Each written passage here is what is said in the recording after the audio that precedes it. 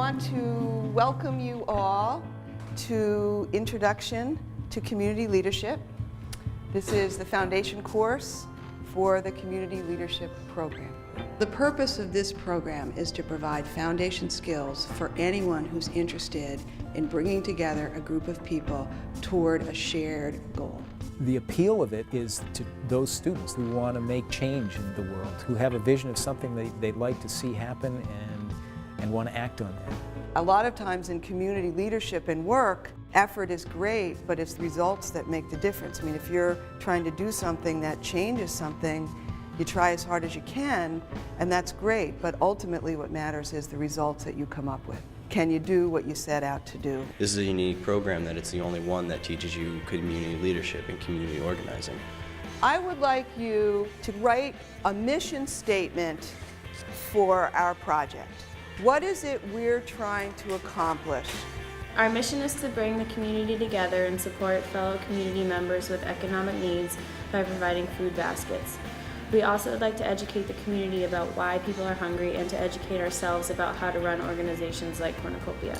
Wow, that's great. I was scared at first because it was a little overwhelming when she first started telling us that we're going to need to get baskets, and I was nervous about actually getting out to the community and trying to find people that will donate when I don't know anybody here. This is why the Thompson School exists, is to see the knowledge put into practice in a first semester. This is a fabulous mission statement. Nice job.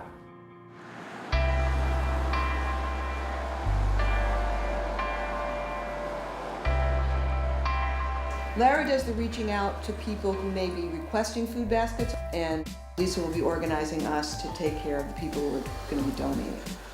The UNH community and the Durham community, because a lot of the baskets come from community members and businesses too, have been incredibly generous. We could do 15 or 20 food baskets on our own. We couldn't do 100 or 120 without the generosity of the community and the outreach of your class and Lisa and others. Throughout this, the content of what we're doing is the Food Basket Project, but the process is you're developing yourself as a leader and a member of influence in this group. Failure is really not acceptable, because that means, in this case, the Food Basket Project, there are families that don't get food baskets, and that's not okay. A few years ago, one of the really vocal Forest Park residents said, you know, a lot of the turkeys are too big for these little ovens at Forest Park. And then you realize they're kind of apartment ovens. Their turkeys weren't fitting in the ovens. And so I was talking to some of the industrial students were cutting those turkeys, and Education is not just about how much knowledge you can cram into your head.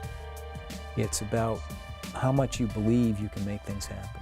There are many things when we do things like this that we don't think of.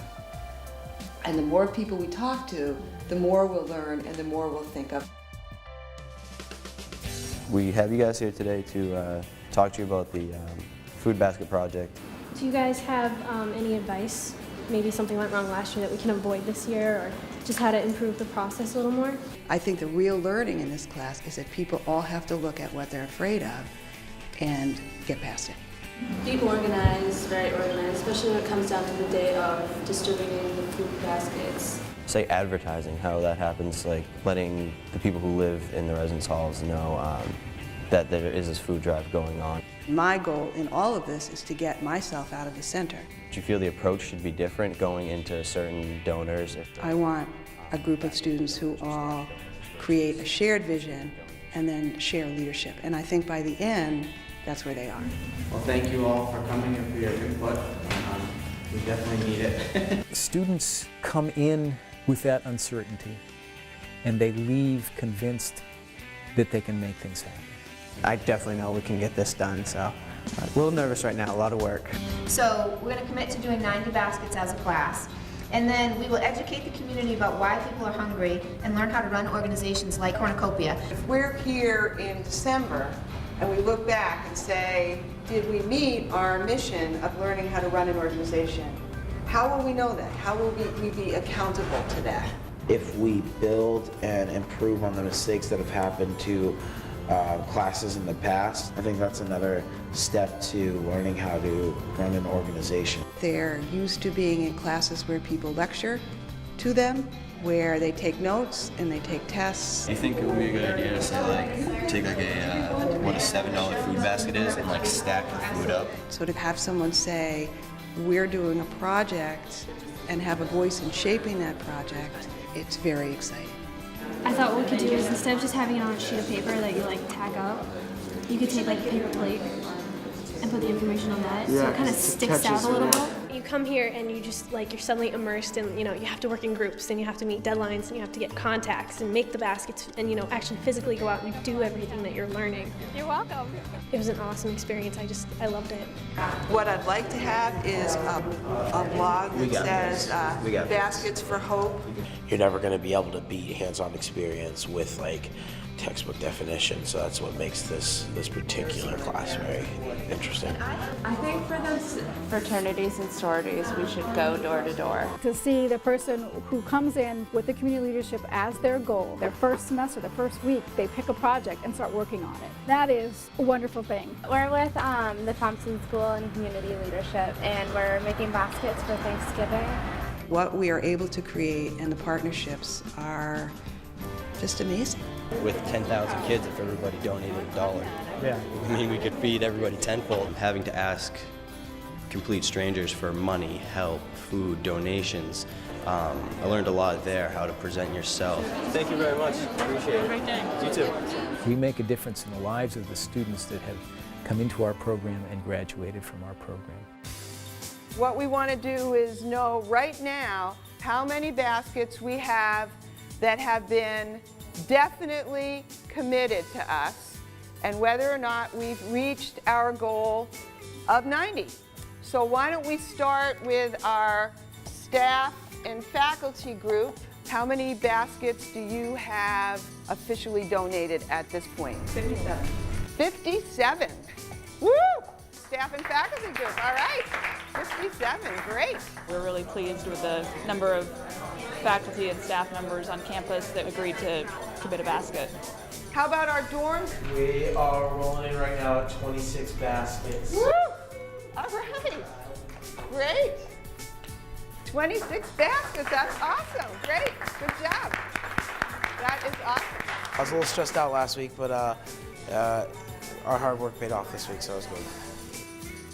So if you can come in with at least 7 baskets, we'll have made our overall goal. 26. 26. Woo! We did it! We got 109 baskets. All right. That is great. We made it out with 109 baskets, so a lot of weight off our chest. Congratulations, everybody. We've made our first major part of the goal. I have to tell you, I was sweating a little bit last Thursday. I could tell that things were happening because people would stop by my office all week and say, I got 1, I got 3, but I didn't know that we would go over by as much as we did, so that's really great work. I love this class. It's just quite the experience to get involved like this, and it's awesome to get a degree in this and to also help people at the same time. It's really rewarding. It was just a little bit of everything I wanted to do. It was working with people, it was computers, it was human relations and writing, and it just all came together and it just felt like this is what I'm supposed to do. This basket personally came from my mom. Seeing those baskets made is like when it really hit me, like these baskets are gonna go feed somebody. Jackpot. Onions. I really tried when I was putting the baskets together to make it like if it was my family. It was so much fun. It was exactly what I wanted to do. And we made the baskets and then the people came in and you'd just bring out the basket for them and they'd see it and their eyes would just kind of light up like, wow, I get that basket, I get that much food. You are the best. Thank you so much for everything you've been doing. This is just awesome. I think for many of them, it is an absolutely novel experience. It was fabulous. It was the first time it felt like in my educational career that I was doing something for a reason. To give out all those baskets and on those 2 days where we handed them out, just to see the people that we actually made them for, there's like no words to describe it. There it is, cranberry sauce. We all got into the project for the same reason. We wanted to help people out during the Thanksgiving season and get people who needed help the help. What Kate Hansen does is truly extraordinary. She has them come into her introductory class and immediately dive into a major project and help them to realize their potential to bring about profound change and to change people's lives in really positive ways. Forest Park truck is all ready, yes.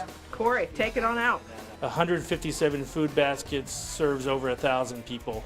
And these students and Kate and Lisa really make it happen. They've been phenomenal. They have done a great job. They have been very well organized. They've kept their sense of humor. They have worked well together. It's great to see the work we did, that we're learning, and that along the way we're also helping people. It was so rewarding. It made it that much more fun to go back home and actually enjoy Thanksgiving. I think this program is fabulous.